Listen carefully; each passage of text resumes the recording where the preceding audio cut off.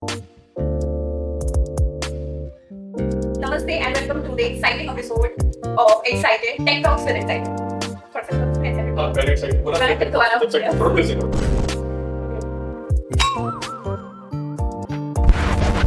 Okay, मैं continue करती हूँ. Namaste and welcome to the exciting episode Tech Talks with Excited. ये like me. हाँ, पूछना ही ना। So today's discussion is all about how data science and artificial intelligence is shaping the India's digital future.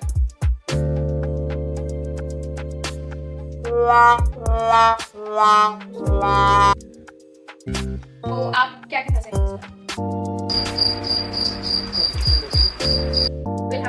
take a take a question speeches again. So today we have a brilliant mind with us, Mr. Pankaj Rathod, who is an entrepreneur and AI expert, who is running an IT company who majorly works for the defense departments. I would like to welcome you, sir. Okay, so let's begin with a very basic questions which everyone wants to know about. What is exactly data science and why everyone is talking about it?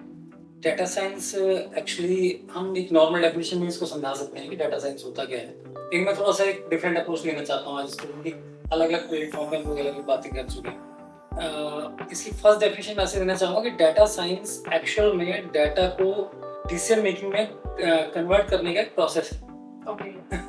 First of all हमारे पास suppose जो data आता है, जो data means raw form में जो content होता है उसको हम डाटा कहते हैं। उसको जब हम सिस्टमैटिक करते हैं तो हम उसको इंफॉर्मेशन कहते हैं। उस इंफॉर्मेशन को जब हम एनालिसिस करते हैं उसके बेस पे हम लोग उसको इस तरह से प्रिपेयर करते हैं कि हम उस पर डिसीजन ले सकें। तो इस पूरे प्रोसेस को हम डाटा साइंस कहते हैं। इसकी एक डेफिनेशन ये हो सकती है। दूसरी डेफिनेशन मैं इसकी देना चाहूँगा आपको डाटा साइंस की कि इमेजिनेशन को रियलिटी में कन्वर्ट करना ही डाटा साइंस है। कि आपके पास बहुत सारा कंटेंट है, बहुत सारा डाटा है और आप उसको, वो आपकी इमेजिनेशन में है, लेकिन आप जब उसको दूसरों को एक्सप्रेस करते हैं, समझाते हैं, उसको रियल वर्ल्ड में आप इसको यूज करते हैं, तो इस पूरे प्रोसेस को भी हम डाटा साइंस कह सकते हैं। Okay. बहुत सारे लोगों को ये लगता है कि डेटा साइंस जो कोर्स है ना वो बहुत ज्यादा हार्ड है प्रोग्रामर्स के लिए। आपका क्या कहना है इस बात पे? हार्ड का मुझे नहीं समझ आ रहा कि क्या पैरामीटर्स हैं। एक्चुअली जब मैं स्कूल में था तो .NET बहुत एक सॉफ्टवेयर लैंग्वेज टफ मानी जाती थी और ओनली IITs ही पढ़ते थे। लेकिन मैं कॉलेज में आया तो वो नॉर्मल इंस्टीट्यूट्स में आ गई थी। फिर हमने सुना कि जावा बहुत बड़ा क्रिटिकल कोर्स है जो हो नहीं सकता, ठीक है ना। तो इस तरह से डाटा साइंस भी है, जब तक आप उसको पढ़ नहीं रहे हैं, उसको जान नहीं रहे, तो आप उसको कैसे कह सकते हैं कि टफ है।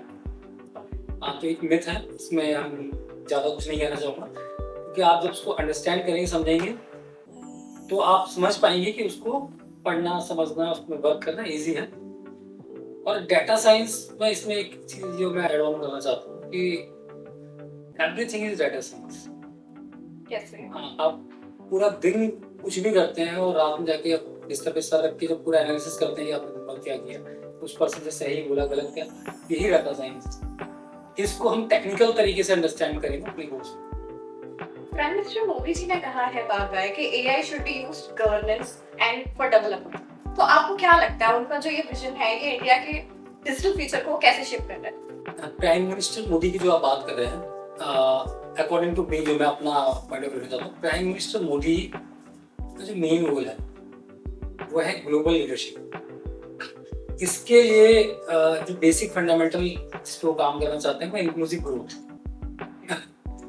अब ये जो इंक्लूसिव ग्रोथ जो इंडिया में आएगी, वो इंक्लूसिव ग्रोथ के लिए जो हमारे प्राइम मिनिस्टर हैं जो फोकस करना चाहते हैं, बेसिकली 5 सेक्टर्स पे ध्यान देना चाहते हैं। Number 1 health, number 2 education, number 3 transportation, agriculture, number 4 agriculture and the last one is smart cities.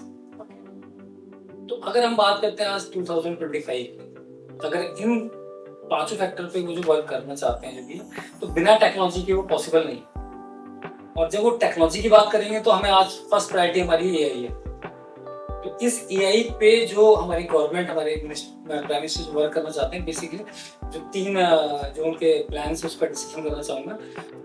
जैसे मिनिस्ट्री ऑफ कॉमर्स ने स्टार्टअप इंडिया जो लॉन्च किया है, और नीति आयोग ने अटल एआई इनोवेशन स्टार्ट किया है, और ministry of electronics and information technology ने माइटीज एआई इनोवेशन हब करके प्रोग्राम कराया है। ये बेसिक 3 प्रोग्राम जो मैं बताना चाहता हूँ आपको, ये सारे प्राइम मिनिस्टर मोदी का बेसिक पर्पस इसके पीछे यही है। ये जो 5 सेक्टर्स के बारे में जो बताया था, इनमें एआई को इन्वॉल्व करना है। ये सारे प्लान्स और ये सारा जो इन्वेस्टमेंट हो रहा है, ये सारा इसीलिए हो रहा है ताकि उसमें एआई इन्वॉल्व कर सके। हाँ जी। What are the key pillars of our vision, and how can actually India lead globally in the AI revolution? First of all मैं बात करता हूँ की पिलर्स की, ओके, कि जो प्राइम मिनिस्टर मोदी का जो विजन है, उसके बेसिक की पिलर्स क्या है अकॉर्डिंग टू मी। 4 पिलर्स हैं। Number 1 research and development, number 2 skilling and reskilling, Alright. Number 3 data ecosystem, and the last one is adoption of technology in priority sectors. इसको मैं थोड़ा डिफाइन कर देता हूँ, देन आगे बढ़ते हैं। रिसर्च एंड डेवलपमेंट, एआई, अगर मुझे ऐसा जो मेरी समझ है कि एआई जो है आज के युग में, अभी उसमें इनोवेशन स्टार्ट हुई, उसमें अभी बहुत काम होना बाकी है, जस्ट बिगनिंग है। तो इसमें रिसर्च एंड डेवलपमेंट की बहुत ज़्यादा रिक्वायरमेंट है, इसलिए हमारी गवर्नमेंट जो है रिसर्च एंड डेवलपमेंट में काफ़ी ज़्यादा ध्यान दे रही है और काफ़ी ज़्यादा इन्वेस्टमेंट कर रही है। Number 2 skilling and reskilling. हमारे इंडिया में every year approx 15 lakh plus engineers pass out होते हैं। तो उनको, लेकिन वो जो उनकी लर्निंग होती है इंजीनियरिंग की, उसमें जो सिलेबस है वो इतना ज़्यादा अपडेट नहीं होता। वो सिलेबस जो है वो एक पुराने पैटर्न पे चला आ रहा है, जो लेटेस्ट नहीं, अपडेट नहीं। तो उनको स्किल और रीस्किल करने के लिए जो एआई के काफ़ी सारे प्रोग्राम जो गवर्नमेंट स्टार्ट कर रही है, वो काफ़ी ज़्यादा रिक्वायर्ड है, वो बेसिक पिलर है, क्योंकि उनको हमें एजुकेट करना होगा ताकि वो इस पर फर्दर आगे काम कर सकें। तो skilling and reskilling. Third is data ecosystem, एक बहुत इंपॉर्टेंट फैक्टर है एआई के टर्म्स में। कैसे? एक कॉमन डाटाबेस बनाया जाए एक कंट्री का, हमारे देश का एक कॉमन डाटाबेस हो, जो कि मल्टीपल डिपार्टमेंट यूज कर सके, गवर्नमेंट डिपार्टमेंट यूज कर सके, नॉन गवर्नमेंट डिपार्टमेंट यूज कर सके, सिंगल डाटाबेस सिस्टम हो। और सपोज हेल्थ के टर्म में बताना चाहता हूँ, जैसे कोई पर्सन है और वो दिल्ली में रहते हैं, वो मुंबई घूमने जाते हैं, उनका एक्सीडेंट हो जाता है, उनको हॉस्पिटल में एडमिट किया जाता है, तो उनका जो मल्टीपल जो होल लाइफ का जो मेडिकल डाटा होगा वो एक सिंगल जगह स्टोर होगा। तो जिस हॉस्पिटल में होंगे उनकी एक आईडी डाल के उस डाटा को फैच करके निकाल के लाया जाएगा कि इनकी होल लाइफ मेडिकल हिस्ट्री क्या है। तो ये बहुत बेनिफिट होगा डाटा, ठीक है ना। उसका एक बेस्ट एग्जांपल हम ले सकते हैं आधार, जो हमारे कंट्री में किया है। आज मैं अपने एक सिंगल बैंक अकाउंट में केवाईसी करना चाहता हूँ और सिंगल बैंक अकाउंट की केवाईसी मेरे मल्टीपल बैंक अकाउंट की केवाईसी हो जाती है। तो ये सिंगल डाटा इकोसिस्टम के कुछ एग्जांपल्स हैं जो कि बहुत रिक्वायर्ड है, बेसिक पिलर है। नंबर और लास्ट है adoption of technology in priority sector. जो प्रायोरिटी सेक्टर अभी मैंने बताए थे, health, education, transportation, agriculture and smart cities, और भी है, मैंने बेसिकली फाइव किए उसको। तो इनमें टेक्नोलॉजिकल एडॉप्शन बहुत प्रायोरिटी है, जिसका होना जरूरी है। एआई इसमें बहुत हेल्प कर सकता है। फॉर एग्जांपल एग्रीकल्चर में कोई इनोवेशन होती है, उस इनोवेशन को एग्रीकल्चर में यूज किया जाता है और सेम इनोवेशन को हम कस्टमाइज करते हैं, हम स्मार्ट सिटीज में यूज कर सकते हैं, तो उसको हेल्थ में लाके यूज कर सकते हैं। तो ये अडॉप्शन है डिफरेंट सेक्टर्स की आपस में। तो ये बेसिक पिलर है। आपका सेकंड क्वेश्चन जो था लीड ग्लोबली हम कैसे करेंगे, हाँ जी, इसमें 5 फंडामेंटल पॉइंट्स रखना चाहता हूँ आपके सामने। नंबर 1 टैलेंट एडवांटेज, हम इंडियन को ग्लोबली कैसे लीड कर सकते हैं। नंबर 1 हमारे पास प्रायोरिटी है, नंबर 1 हमारे पास एक है कि हम टैलेंट पे हम एडवांटेज हमारे पास है, हमारे पास पॉपुलेशन है, हमारे पास क्वालिफाइड यंगस्टर्स हैं। मैंने भी बताया था कि अप्रोक्स 15 लाख प्लस हमारे पास जो स्टूडेंट्स हैं वो एवरी ईयर पास आउट होकर आ रहे हैं, जिनको हम ट्रेन करके एआई के अकॉर्डिंग उनको स्किल दे के रिस्किल करके हम उनको इंडस्ट्री में उतार सकते। इसलिए जब ये मैन पावर काम करेगी तो हमारे चांसेस ग्लोबल लीड करने के बन जाते हैं। Number 2, digital public infrastructure. हम एआई को इस तरह से यूज करें कि हम अपने इंफ्रास्ट्रक्चर को डे बाय डे इंप्रूव करते चले, अपडेट करते चले। हमारे अर्बन सिटीज में इंफ्रास्ट्रक्चर है, रूरल एरियाज में जो इंफ्रास्ट्रक्चर्स हैं, उनको एआई इनेबल्ड जितना ज्यादा हम करते जाएंगे उतना हम वर्ल्ड में लीड कर पाएंगे।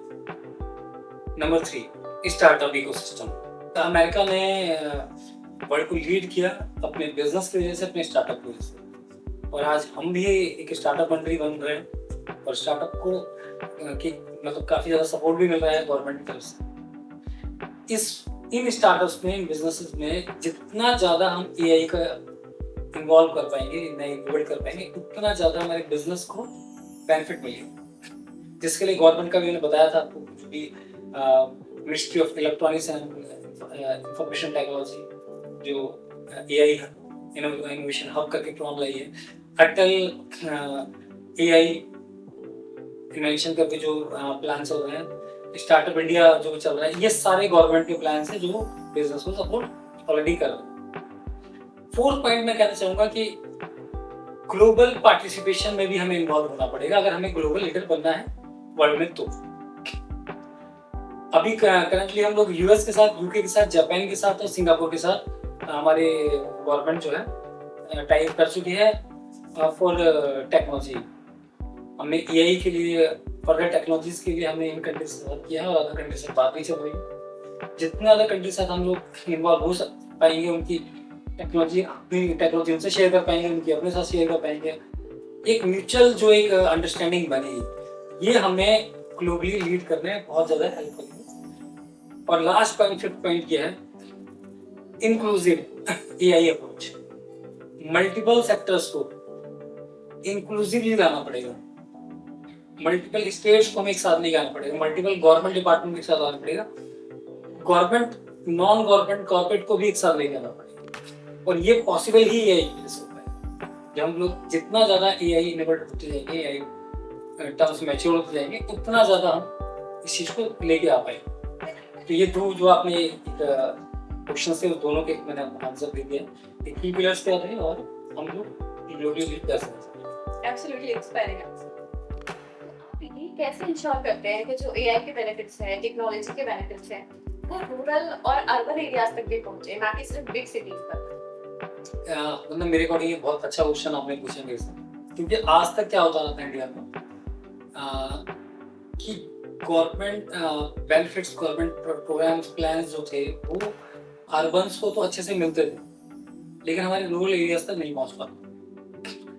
तो लेकिन जब हम बात करेंगे टेक्नोलॉजी बेस्ड रेवोल्यूशन की, हम बात करेंगे एआई की, तो कुछ फैक्टर्स मैं आपके सामने रखना चाहूंगा कि एआई की हेल्प से हम लोग कॉमन लर्निंग प्लेटफॉर्म जो हम सोसाइटी को प्रोवाइड कर रहे हैं, urban as well as rural दोनों के लिए इक्वली बेनिफिट दे रहे हैं। Number 2, equal health opportunities.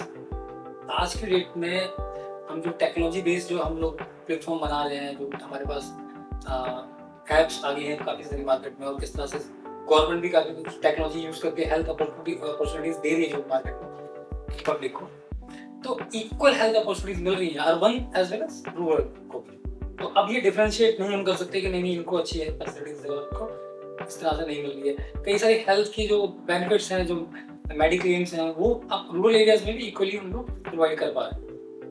3rd point जो मैं कहना चाहता हूँ, simultaneous growth of agriculture as well as business. बहुत बड़ा डिफरेंस हुआ करता था कि बिजनेस बहुत तेजी से ग्रो करता था अर्बन सिटीज में, वहीं एग्रीकल्चर जो होता था बहुत ही स्लो मोशन में वर्क कर रहा होता था। लेकिन अब जो हम बात कर रहे हैं टेक्नोलॉजिकल, जो लोग सॉफ्टवेयर बेस्ड हो गए हैं, एआई बेस्ड हो गए हैं, इससे हम लोग दोनों सेक्टर्स को, एग्रीकल्चर और बिजनेस को, एक साथ एक दूसरे का साइमल्टेनियसली ग्रो कर पा रहे हैं। ये बहुत बड़ा इंपॉर्टेंट फैक्टर है। 4th पॉइंट है, लो कॉस्ट सर्विसेज हम प्रोवाइड करते हैं, कॉस्टिंग हम बहुत डाउन कर पा रहे हैं with the help of technology, with the help of AI. तो जिसकी वजह से रूरल एरियाज का भी जो पर्सन है वो भी पार्टिसिपेट कर पा रहा है कई चीज़ों में, कई सारी सर्विसेज के बेनिफिट्स ले पा रहा है। फोर्थ पॉइंट में कहना चाहूँगा कि गवर्नमेंट की जो प्रोग्रामिंग है, बेनिफिट्स हैं, उसकी इंफॉर्मेशन दोनों एरियाज में, अर्बन और रूरल में इजीली पहुंच रही है, टाइमली पहुंच रही है, एक साथ पहुंच रही है, लोग उसके बारे में क्वेरी कर रहे हैं, बातें कर रहे हैं। तो ये एक इम्पॉर्टेंट फैक्टर है। एम्प्लॉयमेंट अपॉर्चुनिटीज, जो लोग जॉब करना चाहते थे उनको शहर में आके रहना मजबूरी होता, उनको इंफॉर्मेशन ही नहीं होती थी, तो वो एम्प्लॉयमेंट अपॉर्चुनिटीज आज रूरल एरियाज में बच्चा गांव में बैठ के भी देख सकता है। सबसे बड़ी बात ये है वर्क फ्रॉम होम का जो एक कल्चर चला है। मैं कई देख रहा हूँ, कई जो एम्प्लॉइज हैं वो आज अपने घर से भी बैठ के काम कर रहे हैं, अपने छोटे स्मॉल सिटीज, 3 टायर सिटी से भी बैठ के काम कर रहे हैं। तो ये एक रिवोल्यूशन है। बाकी कम्युनिकेशन में एक इम्पॉर्टेंट बात करना चाहूँगा कि कम्युनिकेशन इतना फास्ट हो गया अर्बन दोनों एरियाज में कि लोग इंफॉर्मेशन ले पा रहे हैं, इंफॉर्मेशन शेयर कर पा रहे हैं, सोशल मीडियाज का यूज़ कर रहे हैं, फेसबुक, इंस्टाग्राम जो कॉमनली उसको यूज़ करते हैं आज के डेट में। इंस्टाग्राम से लोग पैसे कमा रहे हैं, इंस्टाग्राम से पैसे कमा रहे हैं लोग। मीशो जैसे मैं शेयर करना चाहूँगा, सॉरी ये ब्रांड नहीं करना चाहिए था, लेकिन ऐसे प्लेटफॉर्म है जो एक मतलब एक अनक्वालिफाइड मतलब जिसके एजुकेशन बच्चे की अच्छी नहीं है, वो भी ऐसे प्लेटफॉर्म से अर्निंग कर पा रहा है, ई कॉमर्स प्लेटफॉर्म। बाकी फ्लिपकार्ट, अमेज़न जैसे प्लेटफॉर्म है, काफ़ी अच्छा लोगों को हेल्प कर रहा है अर्निंग के लिए, जो कि बहुत स्मॉल सिटीज़ के लोग भी इसमें पार्टिसिपेट कर रहे हैं। तो ये एक डिफरेंस हमने कम किया है रूरल और अर्बन में। Okay, so Modi ji often says AI with human values. So how we can maintain the difference between technological advancement and ethical concerns like privacy and job displacement? Human values and ethics, Yeah. मैं कह सकता हूँ कि ये possible हो सकता है, Okay. क्योंकि Robert not believe in corruption, Perfect. Robert don't lie ना। तो टेक्नोलॉजी करप्शन में बिलीव नहीं करती है। मैं मजाक के टर्म में बोल रहा हूँ, लेकिन आप किसी रोबोट से झूठ नहीं बुलवा सकते हैं और वो करप्शन में इन्वॉल्व नहीं हो सकता है। लेकिन अब इसको हम प्रैक्टिकली बात करते हैं, टेक्नोलॉजी और एआई बेस्ड हम लोग बच्चों की बात करते हैं जो हमारी गवर्नमेंट इसके लिए वर्किंग कर रही है। कुछ बेसिक फैक्टर्स हैं। Number 1, transparency. आज हम गवर्नमेंट के डाटा को, गवर्नमेंट के प्रोजेक्ट्स को ट्रांसपेरेंट रख सकते हैं, उसके इंफॉर्मेशन को इजीली फिजिबल कर सकते हैं किसी के लिए। नंबर 2, फिजिबिलिटी, कि लोग अपने घर बैठ के गवर्नमेंट के प्रोग्राम्स को ट्रैक कर सकते हैं। उनको पहले किसी ऑफिस में जाके चक्कर नहीं लगाने पड़ेंगे कि आप मुझे इसकी इंफॉर्मेशन निकालेंगे, वो 15 दिन बाद, 1 महीने बाद आपको इंफॉर्मेशन मिलेगी, आप टैली करेंगे, देन उस पर आप अपना प्रयास कर सक पाएंगे। थर्ड है अकाउंटेबिलिटी। टेक्नोलॉजी की वजह से अकाउंटेबिलिटी बहुत बढ़ गई है गवर्नमेंट एम्प्लॉइज की, गवर्नमेंट में इन्वॉल्व लोगों की। वो अकाउंटेबल हो गए, वो जिम्मेदार हो गए कि उनको पता है कि उनको यहाँ पे इसका आंसर करना पड़ेगा, वो पकड़े गए। Fourth one is fairness. मैं किसी को ज्यादा फेवर, किसी को कम फेवर नहीं कर सकता। इसको हम पुराने टर्म में कहते थे भाई भतीजावाद, कि मैं अपने लोगों की हेल्प कर रहा हूँ, दूसरों की नहीं कर रहा हूँ। फेयरनेस बहुत आ गई कि हम आप कि कोई गवर्नमेंट डिपार्टमेंट किसी अपने खास को ज्यादा टेंडर या आपको ज्यादा काम नहीं दे सकता है। तो इस तरह की चीजें टेक्नोलॉजी से पकड़ी जाती। लास्ट पॉइंट इसमें कहना चाहूंगा, प्राइवेसी। हाँ, इसके बावजूद भी सिक्योर डाटा को हम सिक्योर कर सकते हैं, जैसे डिफेंस का डाटा है, उस तरह के बहुत सारे टर्म्स होते हैं, सिक्योर कर सकते हैं, लोगों की इंडिविजुअलिटी को मेंटेन कर सकते हैं। इसके साथ साथ हम ये इसको इंक्रिप्शन कहते हैं, एन्क्रिप्टेड डाटा मेंटेन किया जाता है इसमें।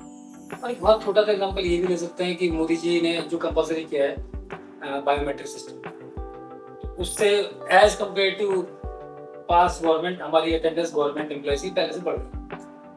तो टेक्नोलॉजी इस तरह से ह्यूमन वैल्यूज और एथिक्स को मेंटेन कर पाए। इस आंसर में बस 1-2 एग्जांपल और ऐड करना चाहता हूँ। नीति आयोग जो एआई प्रोग्राम इस टाइम लॉन्च किया हुआ है, उसका एक टैगलाइन जो पंचलाइन है उनका, responsible AI for social empowerment.